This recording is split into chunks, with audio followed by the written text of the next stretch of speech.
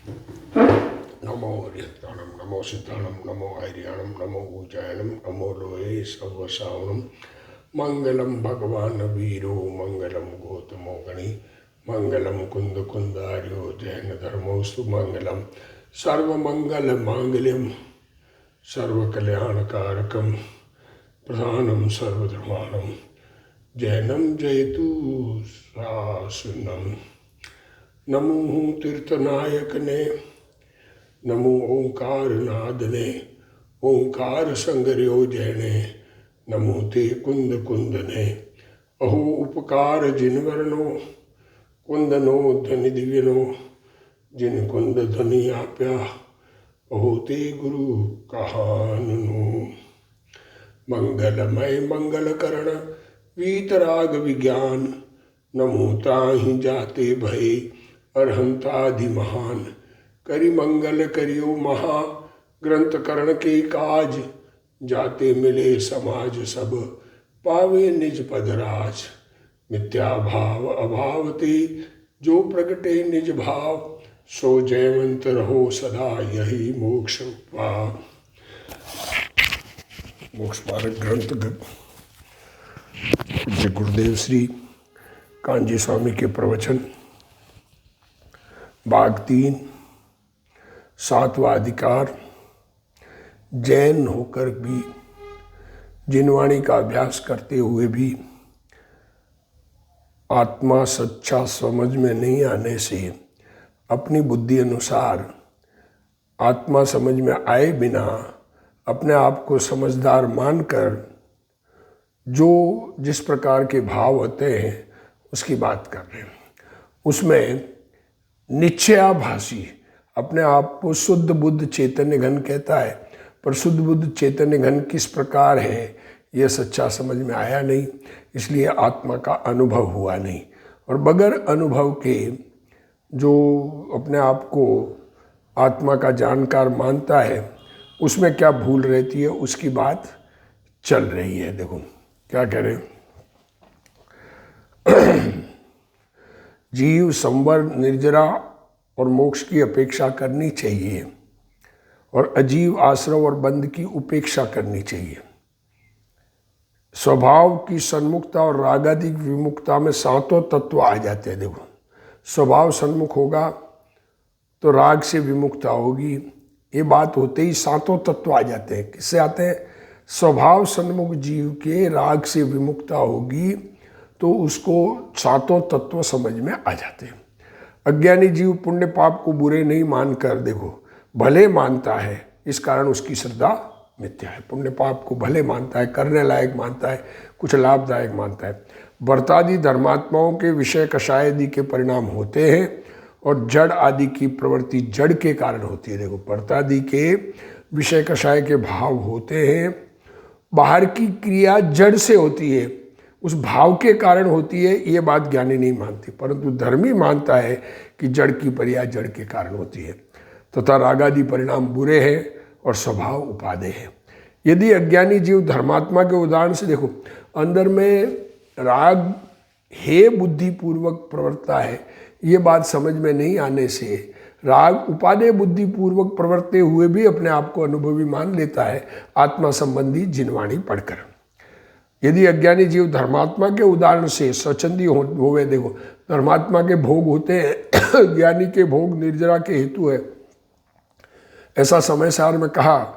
ऐसा सोच करके भोगों में स्वच्छंद प्रवृत्ति करे तो तीव्र आश्रव बंध को प्राप्त करेगा। समय सार कलश में कहा है कि ज्ञान नए का अवलोकन करने वाले भी, देखो ज्ञान नए का अवलोकन करने वाले भी, ज्ञान को जानने वाले, ज्ञान स्वरूप की बात करने वाले, अनुभव नहीं है पर बात करता है, विकल्प करता है, जो स्वच्छंदी और मंद उद्यमी होते हैं, जो स्वरूप सन्मुख नहीं हो पाते हैं, मंद, क्योंकि स्वरूप सन्मुख हुए बिना राग है और आत्मा उपादेय, ये समझ स्वभाव उपादेय और विभाव है, ये बात समझ में नहीं आती है। संसार रूप थे, रागादि मेरा कर्तव्य नहीं है, रागादि हमारे बनाने से बने ही नहीं है, देहादि मेरे नहीं है, शरीर तो मेरे है ही नहीं, रागादि जो उत्पन्न हुए वो मेरा कर्तव्य नहीं है, बीमारी है ना। बीमारी को कौन अपना कर्तव्य मानता है, ये विचार करने की बात है। बुखार आवे तो बुखार हमने किया है। मैं ज्ञानानंद चैतन्य मूर्ति हूँ, पर की क्रिया का कर्ता व्यवहार से भी नहीं हूँ। ऐसी अंतर्दृष्टि खिली नहीं और स्वच्छंदता में जुड़ जाते हैं। और मैं शुद्ध हूँ ऐसा स्वरूप का पुरुषार्थ नहीं करते। देखो क्या करें, मैं ज्ञानानंद चैतन्य मूर्ति हूँ, पर की क्रिया का कर्ता व्यवहार से भी नहीं हूँ। क्या कह रहे, अरे भगवान, पर द्रव्य की क्रिया, ये हाथ हिलाना डुलाना, ये वाणी बोलना, वाणी की निकलना, इसकी क्रिया का कर्ता तो मैं व्यवहार से भी नहीं हूँ। ऐसी अंतर्दृष्टि खिली नहीं, ऐसी अंतर्दृष्टि तो हुई नहीं और स्वच्छंदता में जुड़ जाते हैं। फिर यार मैं तो आत्मानुभवी हूँ, अब मुझे तो बंध नहीं है और मैं शुद्ध हूँ, ऐसा स्वरूप का पुरुषार्थ नहीं करते। शुद्ध बुद्ध चैतन्य घन तो शुद्ध किस प्रकार है ऐसा समझ में नहीं आता, तो उस समय का पुरुषार्थ नहीं होता। मात्र ज्ञान नए की बातें करते हैं और मानते हैं कि हम समकिति है, परंतु उस समकिति को पाप का भाव होता है तो उसका खेद और भय वर्तता है। देखो क्या कह, अरे हम कमज़ोर हैं, हमारी कमजोरी है कि हमें राग भाव आता है। जिसको पाप का भय और खेद नहीं है तथा स्वरूप का अनुभव नहीं है, वह संसार में डूबता है। देखो बहुत बढ़िया बात है, पाप का भय या खेद, पाप से डर लगना, पाप होना अच्छा नहीं है ये लगना, और अंदर में पाप परिणाम आते हैं तो अपनी कमजोरी दिखना, तो वो खेद। ऐसा नहीं है तो स्वरूप का अनुभव नहीं है, वो संसार में डूबता है। तथा वही अन्य कलश में स्वच्छंदी होने का निषेध किया है। आत्मा 151 और 166 कलश में स्वच्छंदी होने का निषेध किया है समय सार में। आत्मा जड़ और राग का जानने वाला है। जड़ भी ज्ञान का विषय है, राग भी ज्ञान का विषय है। ज्ञान में जानने में आता है, ज्ञान में जानने में आता है, राग जानने में आता है तो राग के कारण जानने में आता है, ये नहीं है। ज्ञान में प्रतिबिंब उस प्रकार का हुआ है, वो भी हमने बनाया नहीं है। ज्ञान का कार्य भी करने वाले हम कौन होते हैं? वे कार्य अपना मान कर, देखो वो ज्ञान का कार्य भी हमारा नहीं, तो वो बाहर के कार्य अपना मान कर करना उचित नहीं है। अपना मान कर करना, मैं कर रहा हूँ, मैं कर रहा हूँ, मैं कर रहा हूँ, इसका नाम अनंत अहंकार है। अज्ञानी जीव मंद उद्यम करता है, इसलिए थोड़ा पुरुषार्थ करता है, ऐसा नहीं है। क्या कह रहे हैं? मंद उद्यम के कारण थोड़ा पुरुषार्थ करता है, ऐसा नहीं थोड़ा पुरुषार्थ करता। मंद उद्यम लिखा ना, तो मंद उद्यमी का मतलब थोड़ा सा पुरुषार्थ तो करते होंगे ना, ऐसा नहीं है। वह मैं ज्ञान स्वभावी हूँ ऐसा पुरुषार्थ ही नहीं करता। अरे ज्ञान स्वभाव का अनुभव होने के बाद स्वयं, अरे अगर अमृत कहीं पीने को मिले तो उससे कोई अघाता है क्या कि ये नहीं पीऊँ, नहीं मिले बंद करूँ ये पीना? अरे अपना स्वरूप का आनंद जिसको मिल रहा है उस आनंद को छोड़कर दूसरे काम में लग जाए, ऐसा ज्ञानी के नहीं होता। देखो मैं ज्ञान स्वभावी हूँ ऐसा पुरुषार्थ नहीं करता और पर की कर्तृत्व बुद्धि का पुरुषार्थ करता है। ऐसा लगता है कि मेरे करने से हो रहा है, मैं समझाने से लोग समझ रहे हैं, मैं समझाने जाऊं तो समझ रहे हैं, मेरे उपदेश से समझ रहे हैं। अरे क्या कहाँ है? इसलिए मंद उद्यमी कहा है। विपरीत मान्यता नहीं छूटी, ये मंद उद्यम है।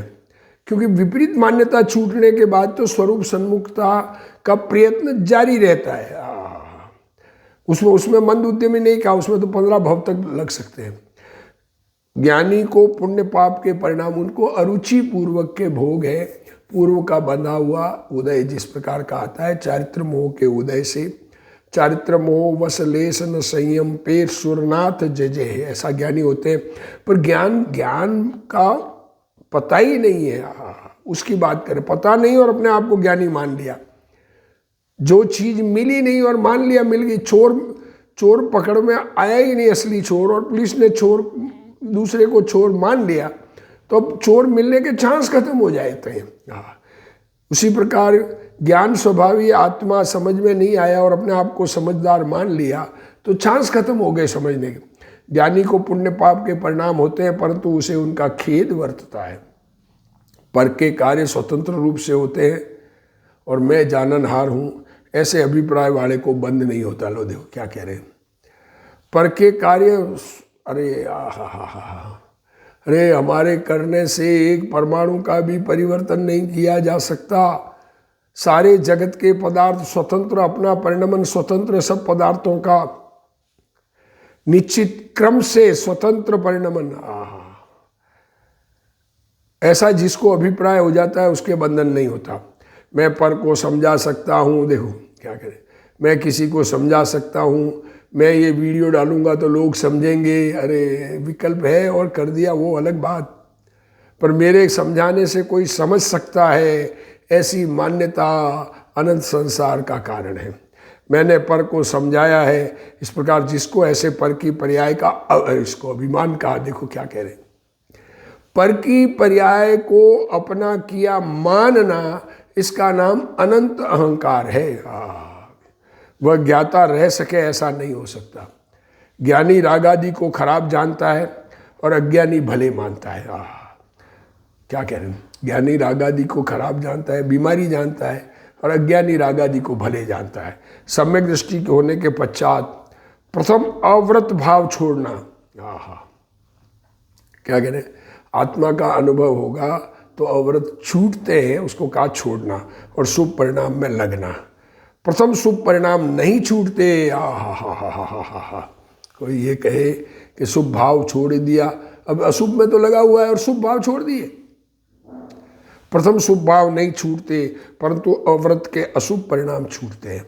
मिथ्या दृष्टि को व्रत नहीं होते। लो देखो क्या कह रहे, जब तक आत्मा का अनुभव नहीं है तब तक व्रत होते ही नहीं है, इसलिए उसकी यहाँ बात नहीं है।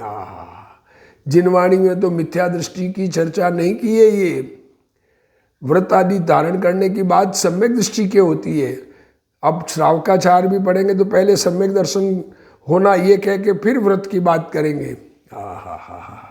क्या कह रहे हैं, मुनि पढ़े की बात करेंगे, मुनि व्रत धारना चाहिए ये बात करेंगे, पर किसके लिए कि पहले सच्ची दृष्टि तो करे, जैन तो बने। समकीति को अशुभ परिणाम छोड़ना, इसका यह अर्थ नहीं है कि अशुभ परिणाम आए थे उन्हें छोड़ना। देखो क्या कह रहे हैं, क्या कह रहे हैं, ये लाइन एक लाइन क्या है, समकीति को अशुभ परिणाम छोड़ना, ऐसा कहा तो इसका अर्थ ये नहीं कि अशुभ परिणाम आए थे उन्हें छोड़ना, क्योंकि आए वो तो आ गए, अब उनको कैसे छोड़ सकते हैं। तो सब नए नहीं होने देंगे कि वो होंगे, ज्ञान में ज्ञात ही तब होते होने के बाद। तो क्या अर्थ है कि यहाँ तात्पर्य यह है कि उसको स्वभाव की रुचि हुई है, आत्मसन्मुख परिणाम हुए हैं, अतः तीव्र राग छूटकर मंद राग रहता है, ये कहना चाह रहे। तत्पश्चात तो 5वें 6वें गुणस्थान में व्रतादि का मंद राग होता है, उसे छोड़कर 7वें गुणस्थान की स्वरूप रमणता करना। अज्ञानी मानता है कि मैं हूं तो भाषा बोली जाती है। इस प्रकार जिसको पर के कर्तृत्व पने सहित इच्छा है, ये भाषा का कर्ता मैं हूं,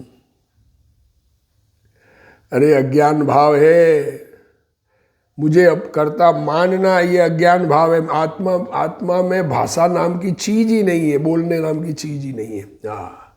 ज्ञान में ज्ञात हो रहे तो वो तो गे है, गे ज्ञान में आए नहीं है, तो आत्मा ने क्या किया भाषा में, ये बोली। इस प्रकार जिसको पर के कर्तृत्व पने सहित इच्छा है, मैं कर सकता हूं ऐसा सहित राग, ये मिथ्यात्व का राग है, वह स्वच्छंदी है, इस कारण उसको बंद होता है।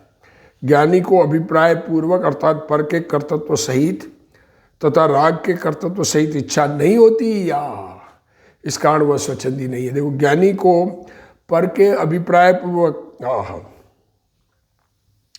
अर्थात पर के कर्तृत्व सहित कुछ कर सकता हूं, मैं इच्छा बना सकता हूं, क्या कहें, इच्छा का कर्ता मानना अनंत अभिमान है, इच्छा तो राग है।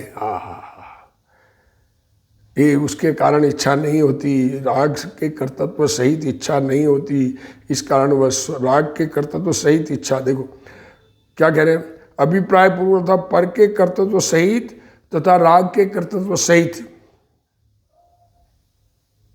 किसको? ज्ञानी को। ज्ञानी के अभिप्राय पूर्वक, अज्ञानी के कर्तृत्व सहित इच्छा होती है। ज्ञानी के अभिप्राय पूर्वक नहीं है और कर्तृत्व सहित और राग के कर्तृत्व सहित इच्छा नहीं होती, इस कारण वह स्वच्छंदी नहीं है। जिसको सच्ची दृष्टि हुई है उसको अशुभ छोड़ने के पश्चात शुभ छोड़कर स्वरूप में रमणता करना चाहिए। क्या करें, स्वरूप करना चाहिए ऐसा कहा है। स्वरूप रमणता करे तो अशुभ छूटकर शुभ में वर्तन हो जाता है, फिर शुभ छूट जाता है। यहाँ मिथ्या दृष्टि की बात नहीं है। क्या कह रहे, ज्ञानी की बात है। मिथ्या दृष्टि ने तो अशुभ भाव बहुत बार छोड़े हैं। आत्म अनात्म के ज्ञानहीन, जे करनी तन करण छीन, ते सब मिथ्या चारित्र त्याग, अब आत्म के हित पंथ लाग। और मिथ्या दृष्टि के शुभ भाव, द्रविलिंग धार अनंतवार, ग्रेवेक उपजायो, पे निज आत्म ज्ञान बिना सुख लेस न पायो। मिथ्या दृष्टि ने तो अशुभ भाव बहुत बार छोड़े हैं और शुक्ल लेशिया के परिणाम किए। अब किए क्या होते हुए हैं, क्या कहें। अभव्य मिथ्या दृष्टि भी शुक्ल लेशिया के परिणाम करके 9वें ग्रेक जाता है। मैं शुद्ध चैतन्य मूर्ति हूं ऐसे भान बिना व्रत तप नहीं होते। देखो, व्रत तप धारण करना है, पहले अपने आप को शुद्ध चैतन्य मूर्ति, अरे सारा जिनवाणी का अभ्यास ही उसी लिए। अतः यहाँ उसकी बात नहीं है। यहाँ तो स्वच्छंदी को उपदेश देते हैं कि जो ज्ञानी हो, देखो ज्ञानी, तुमने माना कि मैं सम्यक दृष्टि ज्ञानी हूं, तो अशुभ अव्रत के परिणाम छोड़कर पश्चात शुभ परिणाम छोड़कर स्वरूप में लीन होता है। स्वरूप में लीनता के प्रयत्न में अशुभ छूटकर शुभ आता है, फिर शुभ छूटकर पूर्ण लीनता होती है। पुण्य पाप की क्रिया रुक जाए और अंतर शुद्धि हो, वह चारित्र है। पुण्य पाप की क्रिया, देखो खाली पाप नहीं लिखा, पुण्य और पाप दोनों की क्रिया रुक जाए और अंतर शुद्धि हो, वह चारित्र है। चौथे पांचवें गुणस्थान में शुद्धोपयोग कभी कभी होता है और थोड़े काल रहता है। वह जीव अव्रत के परिणाम को बुरा मानता है। क्या करें, अतः उन्हें छोड़कर व्रत तप के परिणामों में रहता है। 8 कर्मों के स्थिति और अनुभाग बंध में कषाय निमित्त है। क्या करें, 8 कर्मों में फल देने की शक्ति, अनुभाग में शक्ति का होना, उसके लिए कषाय निमित्त है। और प्रकृति तथा प्रदेश बंध में योग निमित्त है। क्या करें, स्थिति और अनुभाग, कर्मों की स्थिति, कितने काल तक फल देना और क्या फल देना, ये कषाय के निमित्त से होते हैं। और कर्मों के परमाणु आते हैं योग के निमित्त से। उसकी प्रकृति, कर्मों की प्रकृति, प्रकृति मीन्स क्वालिटी, प्रदेश मीन्स क्वांटिटी, और स्थिति मीन्स कितने टाइम तक फल देगी और क्या फल देगी। तो स्थिति और अनुभाग, अनुभाग मीन्स क्या फल देगी। तो स्थिति और अनुभाग तो कषाय से बंधते हैं और प्रकृति प्रदेश योग से बनते हैं। तो आप योग निरोध करेंगे तो कर्म कम आएंगे, पर शक्ति कषाय के कारण शक्ति अधिक आएगी, उसकी ताकत ज्यादा आएगी। उस कषाय में मिथ्यात्व नहीं होता, तो मिथ्यात्व कहाँ गया। क्या करें, कषाय भाव हो रहा है और तुम कह रहे हो मिथ्यात्व नहीं है, तो मिथ्यात्व कहाँ गया। तो कहते हैं मिथ्यात्व बड़ी कषाय है।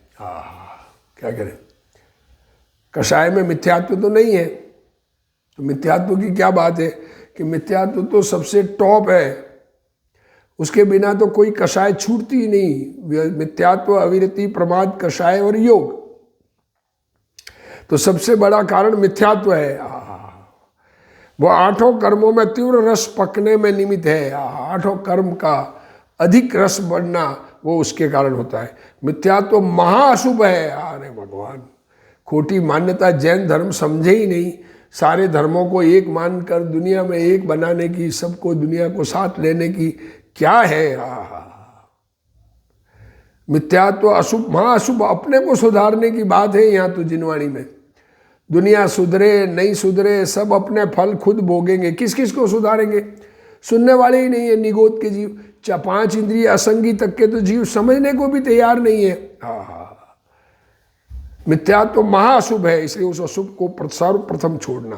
इसलिए सबसे पहले मिथ्यात्व को छोड़ना और पश्चात अव्रत के अशुभ भाव छोड़ना, तत्पश्चात व्रत के शुभ परिणाम छोड़कर शुद्ध में रहना। क्या कह रहे हो? पहले मिथ्यात्व छूटता है, फिर अविरति, फिर प्रमाद, फिर कषाय और फिर योग। ये छूटने का क्रम है। मिथ्यात्व के साथ अनंतानुबंधी कषाय चली जाए तो उसके साथ मिथ्यात्व सहित जो कषाय होती है वैसी कषाय मिथ्यात्व रहित वाले के नहीं होती है। कोई कहे कि चौथे पांचवें गुणस्थान में भूमिका अनुसार शुभ परिणाम नहीं होते। चौथे पांचवें गुणस्थान में भूमिका अनुसार शुभ परिणाम। कोई कहे कि चौथा गुणस्थान है और अपनी भूमिका का शुभ भाव नहीं है, पूजा भक्ति आदि भगवान के दर्शन पूजन का भाव नहीं है, स्वाध्याय आदि का भाव नहीं है, और पांचवें गुणस्थान हो गया तो त्याग के परिणाम नहीं है, ऐसा माने तो वो मूढ़ है और वे परिणाम आते हैं इसलिए धर्म, वो परिणाम आवे तो धर्म हो जाए ऐसा मानने वाला भी मूढ़ है। दोनों बातें, परिणाम होते ही नहीं शुभ भाव ये मानने वाला भी मिथ्या दृष्टि है, और उस परिणामों के कारण धर्म हो जाता है ये मानने वाला भी मिथ्या दृष्टि है। इसलिए जैसा है वैसा समझकर अशुभ छोड़कर शुभ में लगना और शुभ छोड़कर शुद्धोपयोग रूप होना। तो कितने ही जीव अशुभ में क्लेश मानकर व्यापार आदि कार्य, देखो अब निश्चयाभासी भी आत्मा अनुभवी अशुभ में क्लेश मानता है तो व्यापार आदि नहीं करे, स्त्री सेवनादि कार्यों को घटाते, तो अशुभ को हे जानकर शास्त्राभ्यास आदि कार्यों में नहीं परवरता। देखो क्या कहा, शुभ अशुभ दोनों है, तो अशुभ को हे जानकर व्यापार आदि कार्य कमाना धमाना छोड़ देता है, स्त्री संग आदि छोड़ देता है, और शुभ को हे मानकर शास्त्राभ्यास आदि कार्यों में नहीं परवरता, वीतराग भाव रूप शुद्धोपयोग को प्राप्त हुए नहीं है। देखो क्या कह रहे, आत्मा का अनुभव, देखो शुद्धोपयोग को प्राप्त तो आत्मा में एकाग्रता रूप ध्यान, उत्कृष्ट कंटिन्यू ध्यान, छठे सातवें गुणस्थान में झूलना, ये नग्न दिगंबर दशा बिना नहीं होता है। और अविरत रह करके ये माने कि हमारे अब शुभ शुभ भाव नहीं करना है, शुद्ध में रहना है, ध्यान में रहना है, तो शुद्धोपयोग प्राप्त नहीं हुआ है।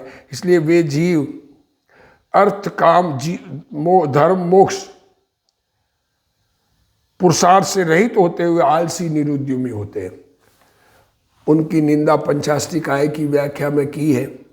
उनके लिए दृष्टांत दिया है कि जैसे बहुत खीर शक्कर खाकर पुरुष आलसी होता है, ये उसी प्रकार ये निश्चयाभासी माइंड में सेट हो गया, मैं आत्मा हूँ आत्मा हूँ आत्मा हूँ, शुद्ध शुद्ध हूँ, मुझे तो ध्यान करना बस। वह जैसे वृक्ष निरुद्यमी है वैसे जीव आलसी निरुद्यमी होते हैं। कितने ही जीव व्यापार आदि व स्त्री सेवनादि कार्यों को तो घटाते हैं, परंतु शुभ को हे जानकर शास्त्राभ्यास में नहीं परवरते। देखो वो पाप छोड़ा, ये बात ठीक है, अब पुण्य में भी नहीं परवरते, और क्या करते हैं, वीतराग भाव रूप शुद्ध उपयोग को प्राप्त नहीं हुए, आत्मा का अनुभव हुआ नहीं। अनुभव होने वाले के तो राग का क्रम पूर्वक त्याग होता है, पर अनुभव हुआ ही नहीं, और अशुभ छोड़ा शुभ भी छोड़ा, तो क्या करेंगे, अब अशुभ में ही रहते हैं, कहने का मतलब आत्मा अनुभव बगैर। वे जीव धर्म अर्थ काम और मोक्ष रूप पुरुषार्थ से रहित होकर आलसी निरुद्यमी होते हैं। पंचाष्टिकाय शास्त्र की व्याख्या में उनकी निंदा की है, क्योंकि अशुभ में ही रहेंगे ना, फिर क्या करेंगे। शुभ अशुभ छोड़ने की बात करें और आत्मा का अनुभव नहीं है तो कौन सा परिणाम है, प्रमादी होना। प्रमादी होना तो अशुभ है। वहाँ दृष्टांत दिया है कि जैसे बहुत घी खांड खाकर पुरुष आलसी होता है, वह जैसे वृक्ष निरुद्यमी है वैसे ये जीव आलसी निरुद्यमी हुए हैं। शास्त्राभ्यास और दया दान आदि व्यवहार धर्म है। दुनिया में जिसको राग बचा है आत्मानुभव होने के बाद, तो ऐसा राग आता है। पुण्य पाप से रहित मोक्ष पुरुषार्थ है। पुण्य पाप रहित चैतन्य स्वभाव में लीनता, ये मोक्ष है। स्त्री पुत्र परिवार व्यापार आदि छोड़ा, इसलिए धर्म और काम का पुरुषार्थ छोड़ा, और दया दान आदि के शुभ भाव नहीं करता। इस प्रकार चारों प्रकार के पुरुषार्थ से रहित हुआ है। आत्मा चैतन्य मूर्ति है, जो उसकी जागृति नहीं करता, क्या कहें, अरे ये शरीर में नहीं हूँ, ऐसी जागृति नहीं करता और शुभ भाव नहीं करता, वह आलसी है। या अभिप्राय शुभ की स्थापना का नहीं है। ये निश्चयाभाषी को उपदेश दे रहे हैं कि तुम शुभ भाव में नहीं प्रवर्ते, तो तुम्हें आत्मा का अनुभव ही नहीं है। तुम्हें शुभ बुरा लगता है ना, शुभ बुरा किस प्रकार लग रहा है कि बिना सदुपयोग के बुरा लग रहा है, तो अशुभ में प्रवर्ते हो। परंतु अज्ञानी की विपरीतता बता रहा है। अज्ञानी को ऐसा विपरीतता है, राग मंद करे तो परद्रव्य को जानने का क्षोभशम होता है। देखो, राग कम होगा तो क्या होगा, क्षोभशम बढ़ेगा। और पुण्य पाप रहित आत्मा की रुचि करे, देखो राग मंद हो तो क्षोभशम बढ़ेगा, और पुण्य पाप रहित आत्मा की रुचि करे तो आत्मा को जानने का उगाड़ होता है। अब कौन सा उगाड़ चाहिए? आत्म रुचि से आत्मा जानने में आएगा, और मंद राग से जगत जानने में आएगा। अब जगत में क्षोभशम हो गया कितना भी, 11 अंग 9 पूर्व का क्षोभशम ज्ञान, शास्त्र याद सारे, पर आत्मा का अनुभव नहीं, इसलिए कार्यकारी नहीं। यहाँ कहते हैं शुद्ध स्वभाव को नहीं जानता और शुभ परिणाम नहीं करता, वह आलसी बनकर रहता है, उसकी यहाँ निंदा की है। अब इनसे पूछते हैं, देखो क्यों निंदा की है, कि इनसे पूछते हैं तुमने बाह्य तो शुभ शुभ कार्यों को घटाया, परंतु उपयोग तो बिना अवलंबन के रहता नहीं। तुमने सब शुभ कार्य छोड़ दिए, तो अवलंबन तो रहता, तो तुम्हारा उपयोग कहाँ रहता है सुखों? यदि वह कहे कि आत्मा का चिंतन करता है, क्या कहता है, आत्मा संबंधी चिंतन कर, तो शास्त्राजी द्वारा अनेक प्रकार से आत्मा के विचार को तो तुमने विकल्प ठहरा है। अब आत्मा संबंधी विकल्प करता है कहते हैं, तो आत्मा संबंधी विचार जिनवाणी के अभ्यास से होता है ना, उसको तो तुम कह रहे हो विकल्प है, नहीं करना। और आत्मा का कोई विशेषण जानने में बहुत काल लगता नहीं। एक विशेषण तो आत्मा, ज्ञान, चैतन्य, भगवान, ऐसा तो ये बस हो गया। बारंबार एक रूप चिंतन में छद्मस्त का उपयोग लगता नहीं है। एक ही प्रकार का चिंतन करे तो उपयोग लगता नहीं है, ये सामान्य नियम है, जिनवाणी कह रही है। तुम कहते हो मेरा उपयोग आत्मा में लगा रहता है, कंटिन्यू, कैसे लगा रहे? छद्मस्त के उपयोग शुद्धोपयोग से शुभ में आते हैं, मुनिराज भी। और तुम कह रहे हो मेरा उपयोग आत्मा में लगा रहता है, आत्मा संबंधी विचार एक चलता रहता है, हो ही नहीं सकता। अंतर्मूल में शुभ से अशुभ, अशुभ से शुभ विकल्प होते हैं। गणधरादि का भी उपयोग इस प्रकार नहीं रह सकता। गणधर भगवान तीर्थंकर की दिव्य ध्वनि सुनते हैं, समझते हैं, और छठे सातवें गुणस्थान में, सातवें गुणस्थान में शुद्धोपयोग और छठे में शुभोपयोग। हाँ, इसलिए वे भी शास्त्रादि कार्यों में प्रवृत्त है। ये तेरा उपयोग गणधरादि से भी शुद्ध हो गया तो तू भगवान बन गया क्या? माने इसलिए तेरा कहना प्रमाण नहीं है। जैसे कोई व्यापार आदि में निरुद्यमी होकर निठल्ला जैसे तैसे काल गंवाता है, व्यापार करने में, धंधा करे नहीं, कमावे नहीं, घर बैठा, उसी प्रकार तू धर्म में निरुद्यमी होकर प्रमाद सहित यही काल गंवाता है। धर्म में उद्यमी नहीं रहे, कभी कुछ चिंतन सा करता है, कभी बातें बनाता है। देखो क्या कह रहे हैं, अरे अपने मन मर्जी से स्वच्छंद रूप से जिनवाणी को अभ्यास करे नहीं, कभी भोजनादि करता, अब खाना तो खाएगा, परंतु अपना उपयोग निर्मल करने के लिए, उपयोग को शुद्ध करने के लिए शास्त्राभ्यास, तपचरण, भक्ति। देखो शास्त्राभ्यास, तपचरण, भक्ति, चारों अनुयोग का अभ्यास आदि कार्यों में नहीं प्रवृत्ता, सूना सा होकर, सुन पागल है। अब एक सुन्न होना भी पागलपन है। अपने आप को सम्यक दृष्टि मान लेते हैं तो सुन्न हो गया, बस हम तो कोई पागलपन है, दिमाग में ठंडक चली जाती है ना। प्रमादी होने का नाम शुद्धोपयोग ठहराता है। वहाँ क्लेश थोड़ा होने से, देखो अब क्या है, प्रमादी हो गया तो बाकी का क्लेश रहा नहीं। शुभ उदय है, पुण्य का उदय ऐसा है, तो जैसे कोई आलसी बनकर पड़े रहने में सुख माने वैसे आनंद मानता है। अथवा जैसे कोई स्वप्न में अपने को राजा मानकर सुखी हो, उसी प्रकार अपने को ब्रह्म से सिद्ध समान शुद्ध मानकर स्वयं ही आनंदित होता है। मैं तो शुद्ध सिद्ध समान, अखंड मौज। कई जन ऐसा कहते हैं, अरे अखंड मौज तो सिद्ध भगवान के होती है। अथवा जैसे कहीं रति मानकर सुखी होता है। अभी अभी दुनिया में कोई चीज़ अच्छी लगती है, वो मिल जाए तो सुखी होता है कि नहीं। तो हमने लड्डू का आनंद लिया, शादी अटेंड करने का आनंद लिया, टीवी देखने का आनंद लिया। उसी प्रकार कुछ विचार करने में रति मानकर जो विचार दिमाग में है उसको विचार में प्रेम लगा रहता है, उससे अपने आप को सुख मानता है। विकल्प के अनुसार कार्य होता दिखे न तो सुखी मानता है। उसे अनुभव जनित आनंद कहता है। अनुभव हो गया, आनंदनाद, ऐसे ही सब कुछ भी मानो।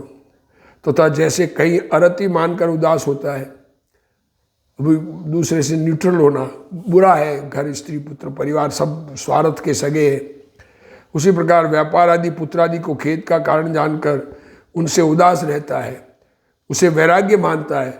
सो ऐसा ज्ञान वैराग्य तो कषाय गर्भित है। वीतराग रूप उदासीन दशा में जो निराकुलता होती है वह सच्चा आनंद। देखो, वीतराग रूप उदासीन दशा, राग द्वेष रहित ज्ञानमय परिणमन अपना, चैतन्य भगवानमय रहना, उसमें आकुलता नहीं है, विकल्प निर्विकल्प दशा, उसमें सच्चा आनंद ज्ञान वैराग्य ज्ञानी के चारित्र मोहनी की हीनता होने पर प्रकट होता है। चारित्र मोहनीय जितना कम होगा, दर्शन मोहनीय में ऐसा लगने लग जाता है कि आत्मा में लीनता ही सुख है, पर चारित्र मोहनीय हीन होता है या अंदर लीनता करता है तो चारित्र मोहनीय घटता है। तथा वह व्यापार आदि क्लेश छोड़कर भोजनादि द्वारा सुखी हुआ प्रवृत्ता है। खाना पीना मौज करना इसमें लग गया और वहाँ अपने को कषाय रहित मानता है। परंतु इस प्रकार आनंद रूप होने से तो रौद्र ध्यान होता है। क्या कह रहे हैं? तुम्हें अनुकूल संयोगों में आनंद लगता है, इंसानंदी, मृषानंदी, परिग्रहानंदी, चौर्यानंदी, तुम्हारी इच्छा के अनुसार चीज मिल जाए तो तुम्हें आनंद लगता है, उसका नाम रौद्र ध्यान है। जहाँ सुख सामग्री को छोड़कर दुख सामग्री का संयोग पर संक्लेश न हो। देखो, सुख सामग्री छोड़कर दुख सामग्री मिले तो संक्लेश नहीं होना, और राग द्वेष उत्पन्न हो तब निकषाय भाव रूप होता है। अनुकूल सामग्री मिले और सुख मानना, और प्रतिकूल से दुख मानना, ये तो दुनिया करती मानती है। प्रतिकूलता मिले तो भी दुख न हो, और अनुकूलता में बहुत बड़ा न लगे कि मुझे बहुत कुछ मिल गया, मैंने बहुत प्राप्त कर लिया, तब निकषाय होता है। राग द्वेष उत्पन्न नहीं हो तो निकषाय भाव होता है। तो ऐसी भ्रमरूप प्रवृत्ति अज्ञानी की पाई जाती है, उसका निषेध किया। अभी जिनवाणी स्तुति, हे जिनवाणी भारती तोई जपू दिन रैन, जो तेरा शरणा गए सो पावे सुख चैन।